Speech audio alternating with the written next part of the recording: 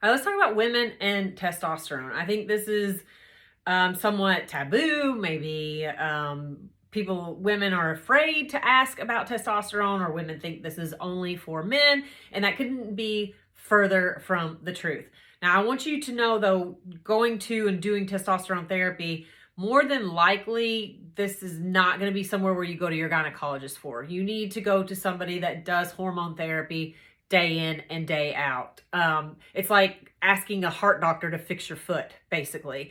They don't, even though they are your gynecologist, they know women's health and things like that, they don't have a whole lot of education, and they don't have a whole lot of resources when it does come to women's hormone replacement therapy when it comes to testosterone.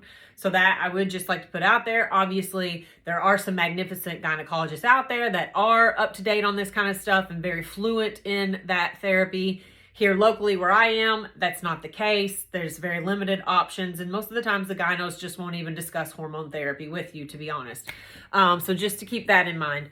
But testosterone is very important for a woman's health. First off, libido, right? Who wants a low libido all the time? As we age, it just happens. As we age, our estrogen drops, our progesterone drops, our testosterone drops, and throw in stress, lifestyle, all of that stuff on it, it just tanks over time.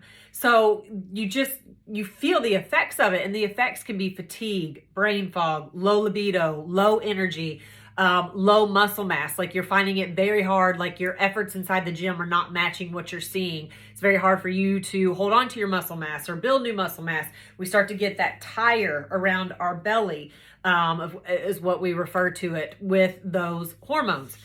So considering testosterone therapy, speaking from somebody who's on testosterone therapy, it has been huge for me. It has been huge for me in the sense I on one side, I have great genes. Like I have good muscle mass. I hold on to muscle mass. It's easy for me to hold on to muscle mass. That was not the symptoms I was experiencing from low testosterone. Mine was the fatigue, unexplained fatigue that just came on. And it was almost like a light switch too, which was just crazy to me. I thought it would have been something more gradual that would happen, but it was very quick. And I noticed a big difference, like that 2-3 ppm crash that was unexplained for me. It wasn't due to diet. It wasn't due to thyroid. It wasn't due to lack of sleep or anything like that. It just was unexplained, except for it being low testosterone. The brain fog and like the concentration.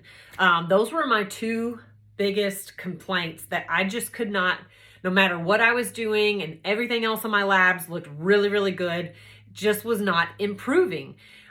So I finally bit the bullet and I went in and I got some testosterone therapy, and within probably 2 weeks felt so much better. My concentration is better. The brain fog has declined. My energy is better. My libido is better. My husband probably is absolutely loving it.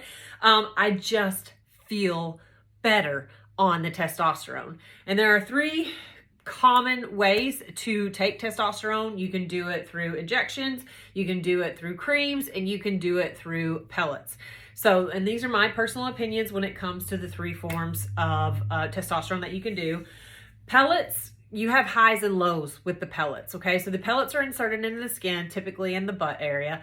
And so what happens is you have a surge with the pellets when they're first inserted into the skin. So you get this big high where you're feeling good, but then they get metabolized and they start to wear down. So you have this low and you have this lull before you go and you get your next round of pellets. So it's kind of like you're riding this wave. And that's kind of what we're trying to get off of by doing testosterone therapy. Is we want to feel more even killed all the time, right? We're tired of riding those highs and lows as we age. So that's just again, these are all my opinions when it comes to it. Some women do fantastic with pellets. From my experience with clients that are on the pellets, I personally have not done them for fear of that reason. But from my experience with clients and reading other testimonials or looking at other literature on it, that seems to be the issue, is the highs and lows. Plus it is inserted in the skin, so you do run a risk of having some sort of infection because it is being surgically inserted into the skin.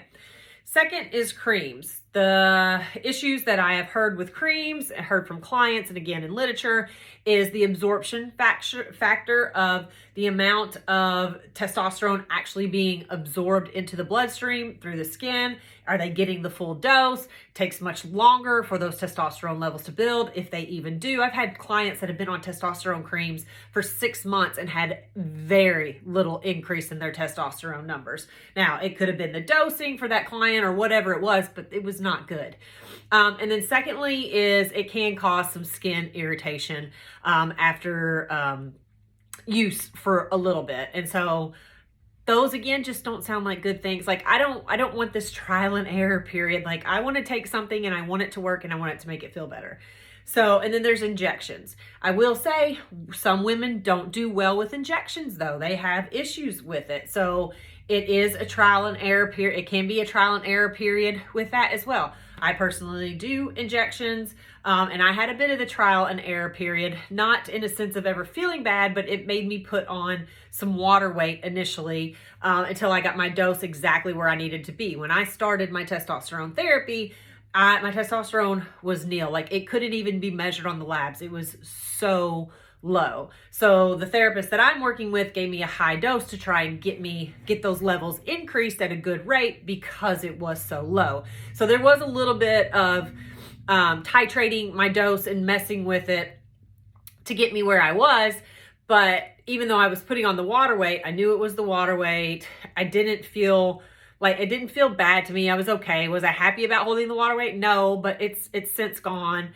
And I'm fine with it. But the other effects of increased energy, decreased brain fog, just feeling better overall, mood elevated, libido elevated, those made up for that little bit of period that I had to spend titrating my dose with my therapist. So again, this is my personal experience and anecdotally what I've seen with clients and working with clients and had clients experience, the things that they've said, heard, and what we've seen in changes with them in their biomarkers and just overall feelings.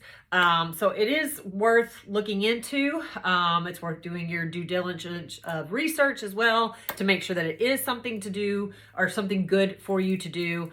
But I highly recommend it, especially if you want to have a nice composition. Not that I shouldn't say nice, but if you don't want to have that tire of belly fat or around the hips, because when you just don't have the testosterone in your system, that's just what's going to happen with the hormones. So if you're okay with that, then great, more power to you. I personally am not. I work way too hard at eating well and working in the gym that I want my composition to match the efforts that I'm putting into my body. Plus, I want the energy levels and I want to feel good and the decreased brain fog and things like that. So that is a bit about me. I am about 2 months into my testosterone therapy. I've got my dosing down perfect now. I'm feeling good. I'm feeling great. And I thoroughly enjoy it. I will do a follow-up video for you guys when I get my labs done again to see where everything hits and just kind of take you along my journey with me. So see you later.